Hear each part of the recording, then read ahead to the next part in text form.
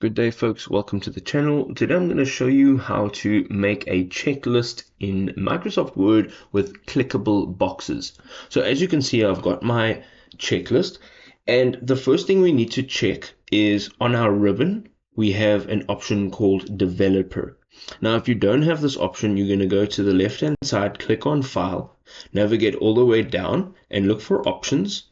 And in Options, you're going to go and look for Customize Ribbon.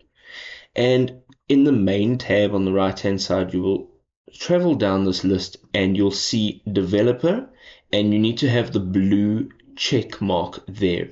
And then you can just click on OK, and you will have this developer option. You can open this and you need to now put your cursor wherever you want your checkbox. So let's put it just over here, and there is a sub tab called controls, and it looks literally like a box with a check mark inside of it, and you're going to click on this.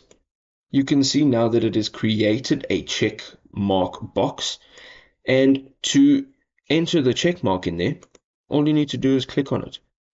You can now go ahead and put a space between the wording and the box itself, and to continue to do this throughout your entire list, you can hold in Shift, highlight the actual box itself, use Control C, and then put your cursor wherever you would like to add your checkbox.